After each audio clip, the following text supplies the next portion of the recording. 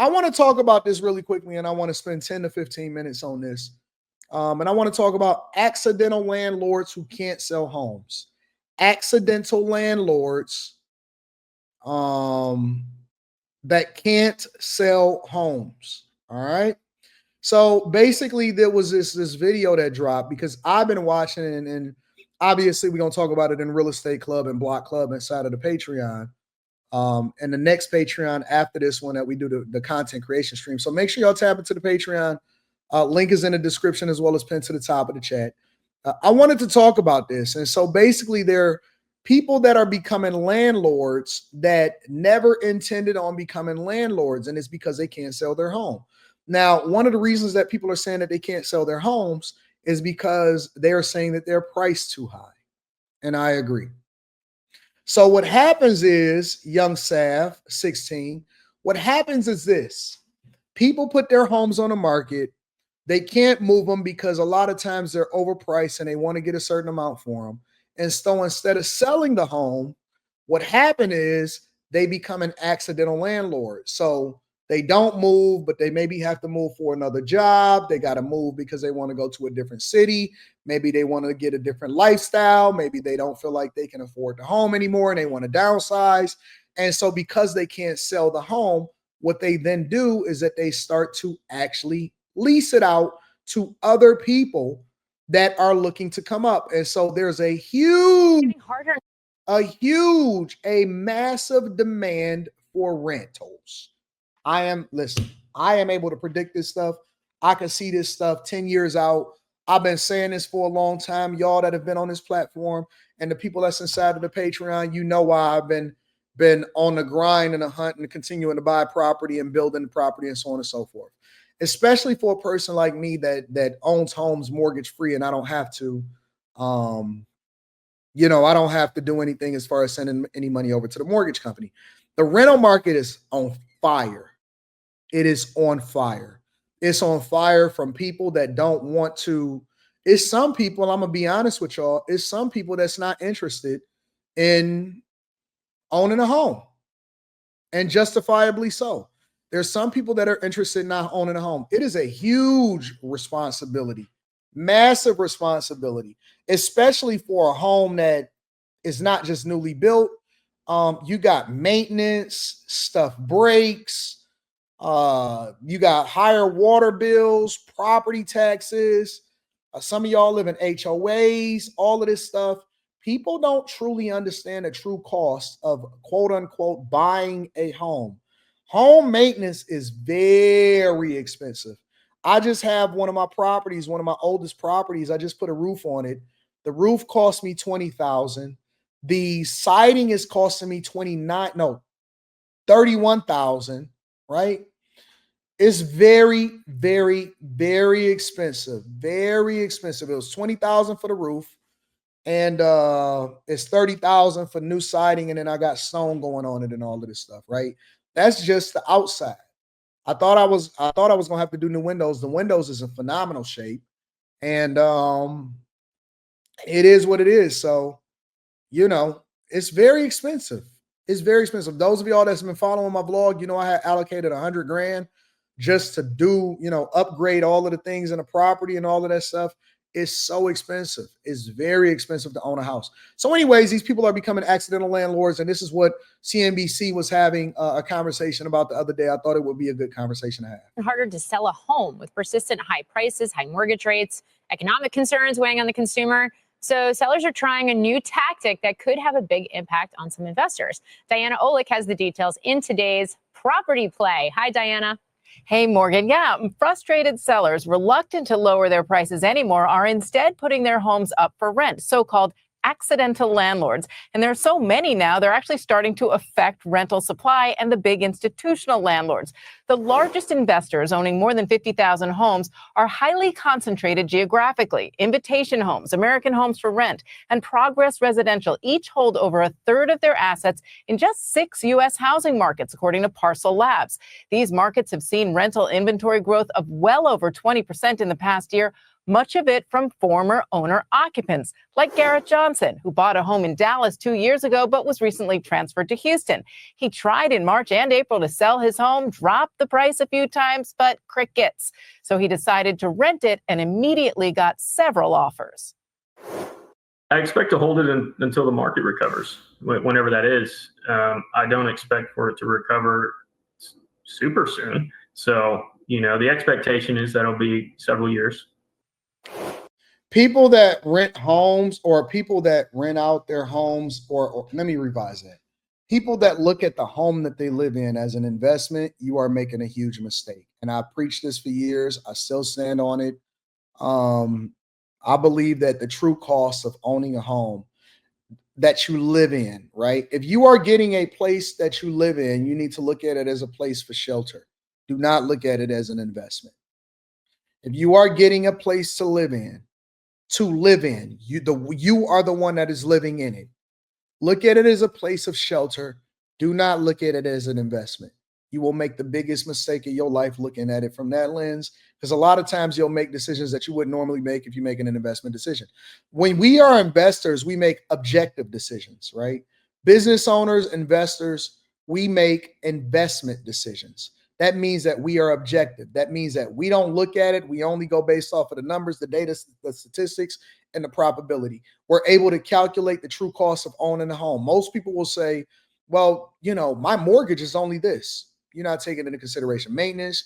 You're not taking into consideration utilities. You're not taking into consideration interest rates. You're not taking into consideration the fact that you'll have been paid over it 3 times over. And that's hopefully assuming that you don't take out the equity in the project or a home equity loan or credit or mortgage a house again or a second mortgage or anything like that in order to do something else or make an upgrade or whatever it is that you do. You're going to pay for that house 3 or 4 times over. And that's not including if you need a roof. It's not including utility bills. It's not including property taxes. It's not including HOAs. It's not including water. It's not including if you have to fix something up, any repairs that you got to make, changing the floors out, moving the carpets, cleaning the carpets, all of that stuff. All of that is an expense if you're looking at it from a business perspective.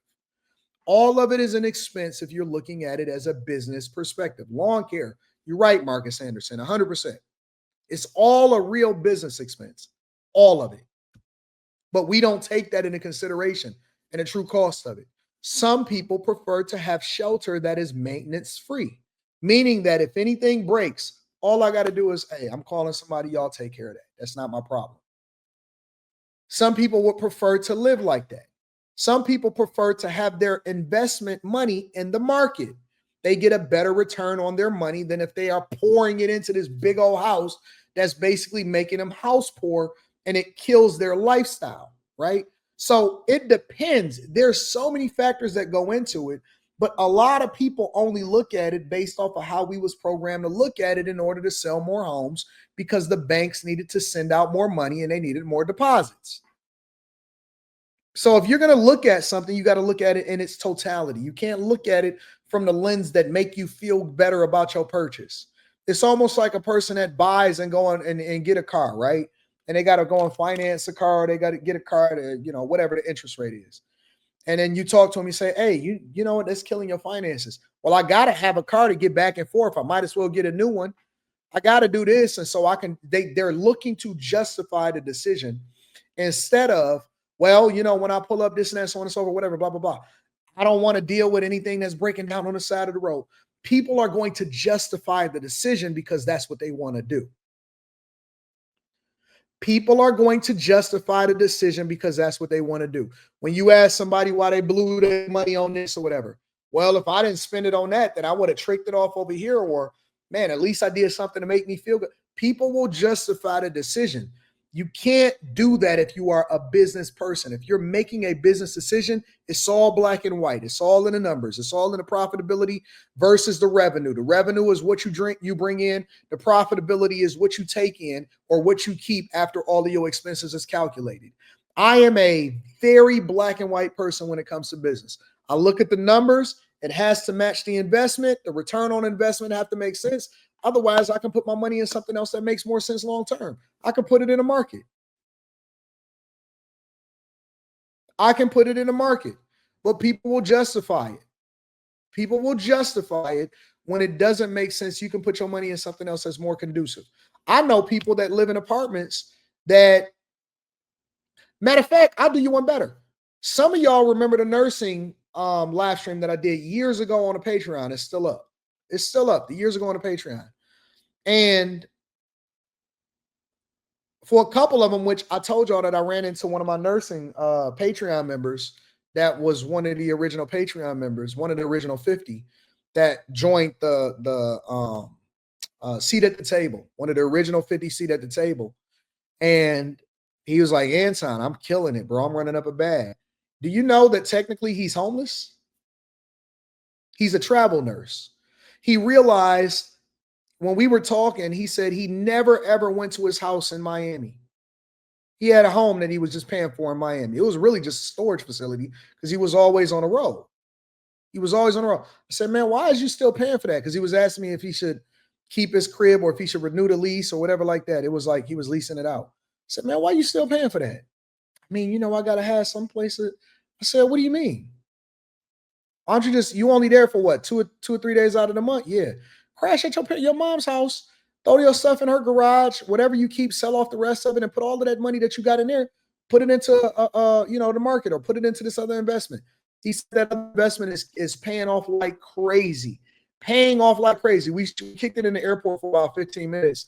I was about to fly over here to here. I was flying over to here to California from Vegas. Killing it. Absolutely killing it. Running up a bag like crazy. Running up a bag like crazy. But again, you have to look at everything separately. If you're looking at a home, looking at it that you're living in, look at it as shelter. If you're looking at a property in order for an investment, you got to look at it from the black and white. Stop conflating the two. So, the expectation is that it'll be several years. The concern for the big investors, according to Mizuho analyst Handel St. Juste, is that the big landlords who have been getting 4 to 5% rent growth in their renewals and 75% retention in their portfolios won't be able to sustain that. Those big landlords have already become net sellers of individual rental properties and are instead. Let me read some of this stuff. Anton, for a single guy, should he go for a house or just rent? He don't have a house. He usually stays wherever it is that he's working as a travel nurse because they get a per diem. You see what I'm saying? Why would you pay for a place that you're not using? Why would you pay for a place that you're not using? Somebody said land is a good investment in most parts of the world. Okay. Well, what's the return on that until you sell it?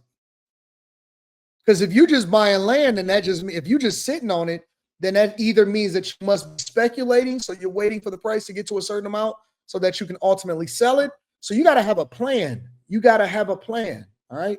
If you just have land for the sake of having land, in some places, in some cities, they're going to require for you to keep the grass cut, for you to be maintained, or they're going to fine you.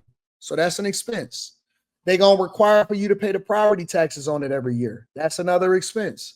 If you don't have any income coming back in, and then you wind up selling the land, let's just say for a little bit more than what you paid for it, then that means that you lost money on it because you wasn't intentional on how you was going to lose how was going to leverage your money. The strategy, I'm not going to tell you all the strategy that I tell for the bag chasers, but my point is that you have to look at it from a business perspective. They tell y'all to do stuff, but they don't tell you why to do it. They don't tell you how to look at it and how you need to be making adjustments so that you can leverage and make sure that your resources is really adding up and generating way more resources where you can put it where it works best. You understand what I'm saying? If you just have land for the sake of having land, then that just means you're just sitting on stuff and it's costing you money. If you're not necessarily bringing in revenue as a result of owning the land, and that means that you just sitting there.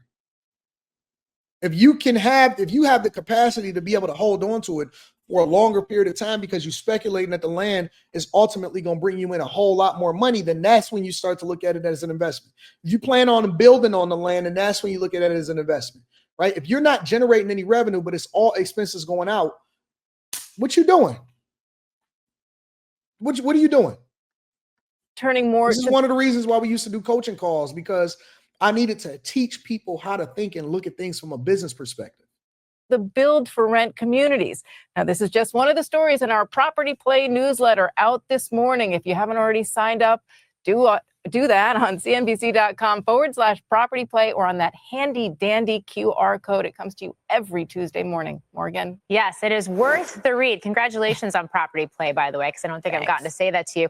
Just to follow up on this, obviously there's an impact here on the institutional investors and the companies that are in the single family home market. I do wonder how it speaks to the skew, the spread that we've seen between renting versus buying homes if you are a consumer, though. Well, it's obviously a lot harder to buy a home right now because of the affordability issues and the higher mortgage rates. So you have not only more people looking to rent, but more people staying in their rentals. And you have those who are in apartments who might have been looking to buy a home now saying, well, why don't I rent a single family home? Because then I get more space. I get to be in a neighborhood with better schools, et cetera. So you are going to start to see more of that rental demand. We've already been seeing that over the past. And that's true also.